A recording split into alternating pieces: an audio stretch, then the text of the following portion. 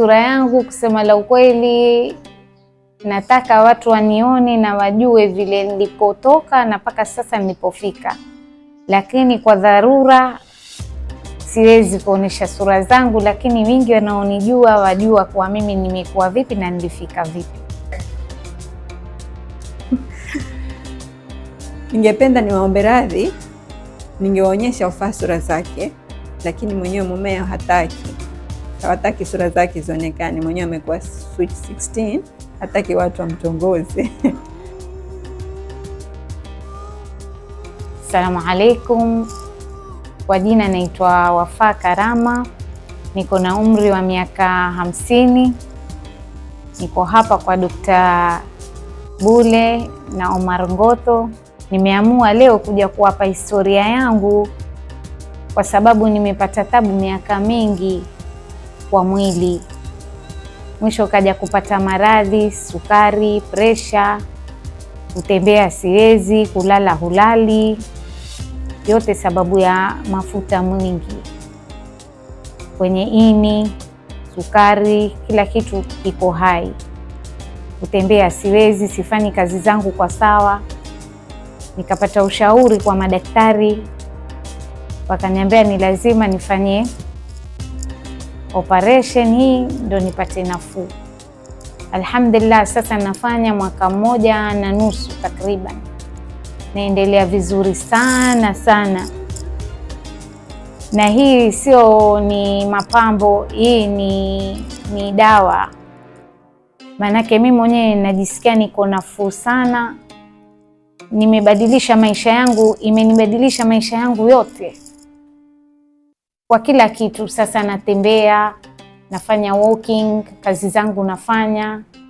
Napenda kuambia kina mama wenzangu, hata kina baba wenye umri kama huu na hata kwa wadogo, ni hatari zaidi.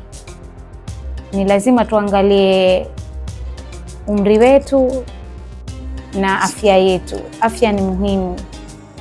Ukiwa na afya basi kila kitu kitakuwa sawa. 100%. Walking ni nzuri.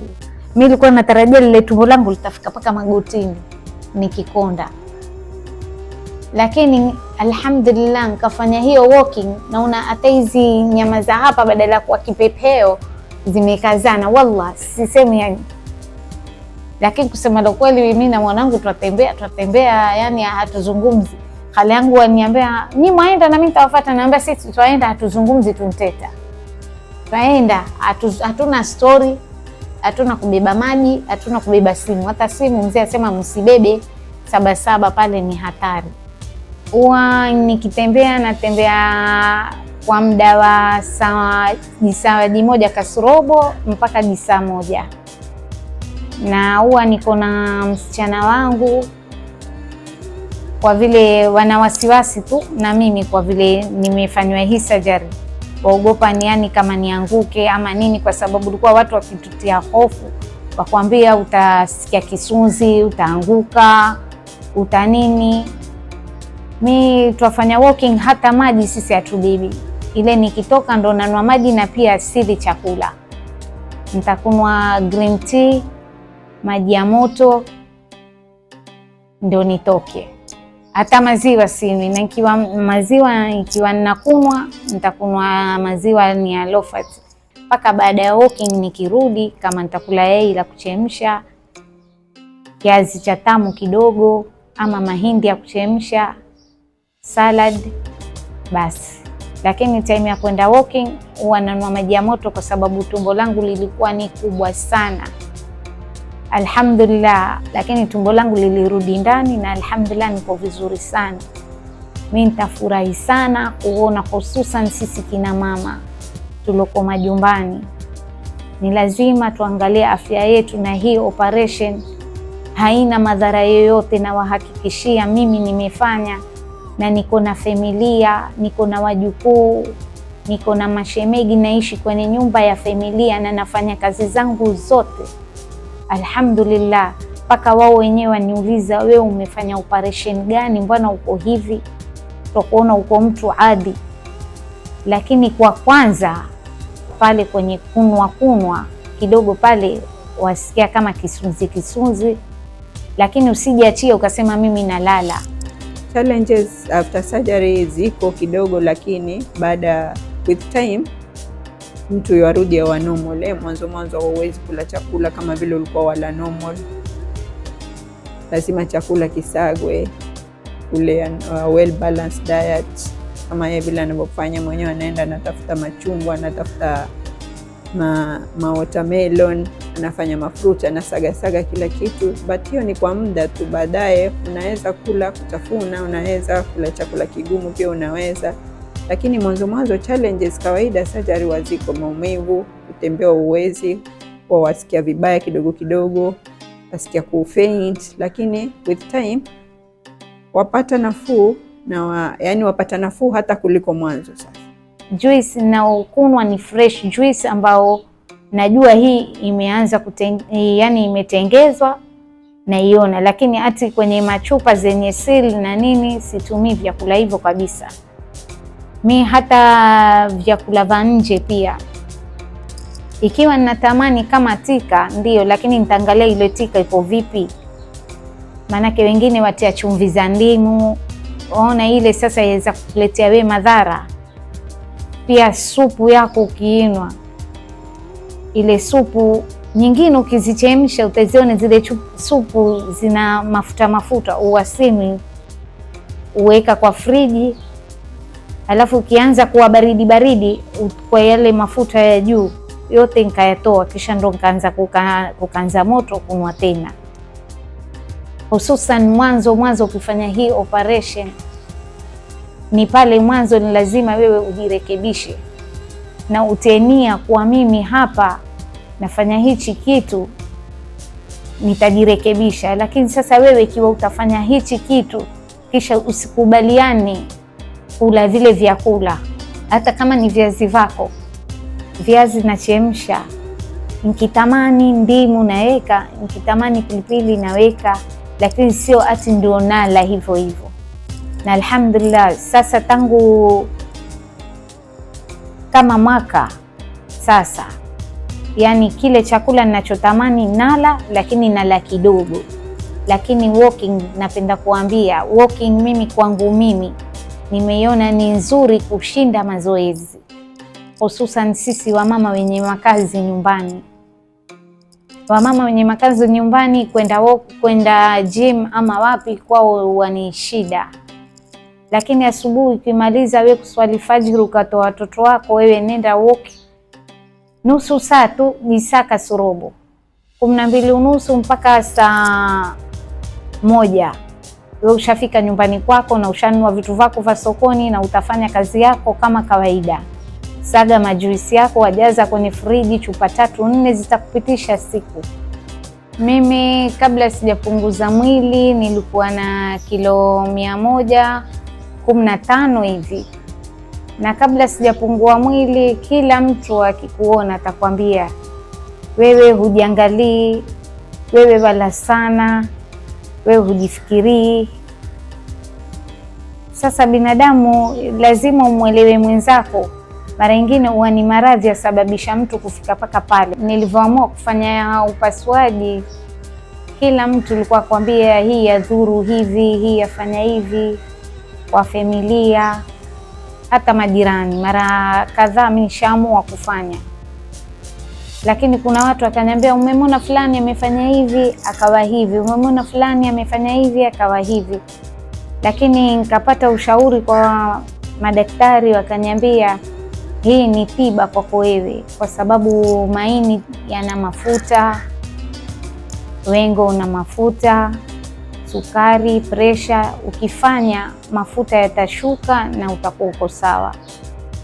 Nikaamua na hofu, lakini nikaamua alhamdulillah, nashukuru hali niliyoko sasa ni nzuri sana, na napenda kila mtu afanye hii surgery kwa sababu ni tiba, inakufanya wa mtu mwingine. Maradhi mingi huwa yanaondoka. Sukari yangu ilikuwa ikiwa sukari yangu iko sawa 11-15. Alhamdulillah, nilivyofanyiwa wiki ya kwanza sukari yangu ikafika 4, na mpaka leo situmii dawa ya sukari kabisa.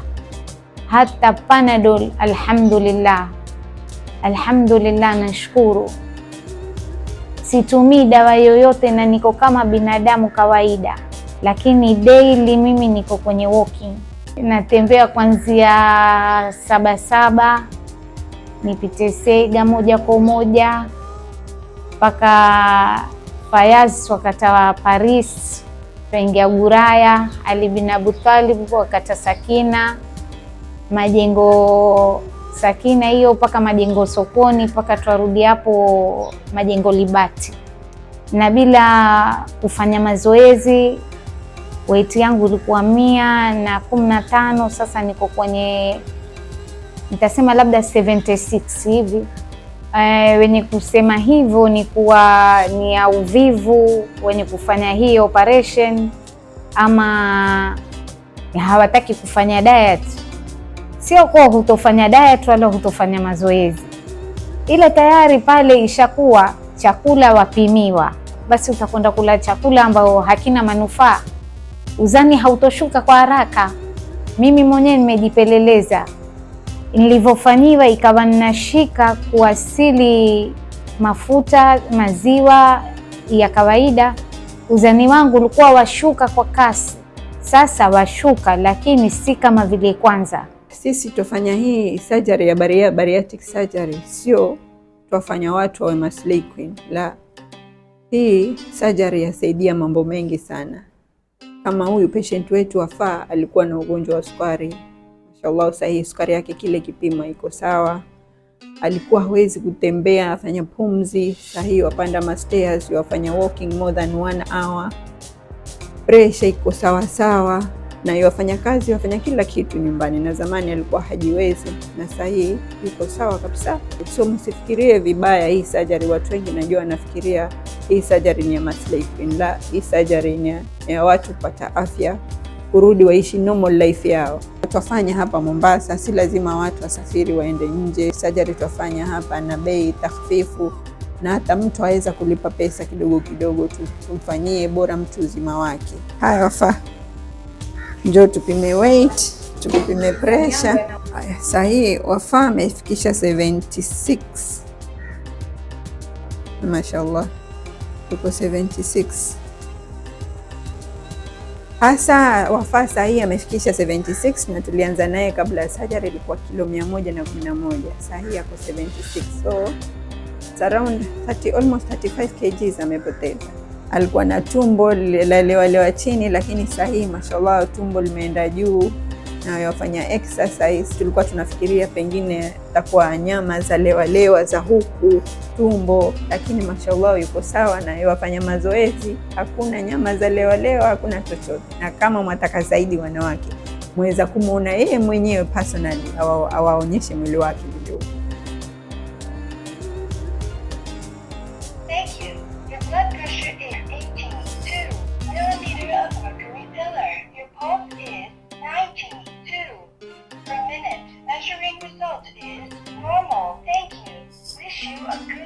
Sasa mashallah pressure yake pia tumeona, tumepima iko sawa, pressure, pulse iko sawa, sukari iko sawa. Yasaidia mambo mengi surgery, si mtu kuwa slay queen peke yake. Napenda kusema pia watu wengi walikuwa wafikiri hiyo operation ni kama operation kubwa, utakatoa tumbo ama nini. Hii operation ni kama vile unavotolewa mawe, vile vile tundu zake, na ni hafifu. Wafanyiwa asubuhi, maghrib, wainuka, wazunguka, waenda mwenyewe mpaka chooni. Pia wasema kunwa, pia wapawa kunwa kidogo maji, supu kidogo, kikombe ya kahawa. Hiyo siku wafanyiwa, na hiyo siku wapawa kunwa. Kwa mgonjwa wetu Wafaa hatukuwahi kupata any complication mashallah, na hajaenda hospitali, haja kunwa dawa yoyote mpaka kwa sasa. Uko sawa kabisa kiafya.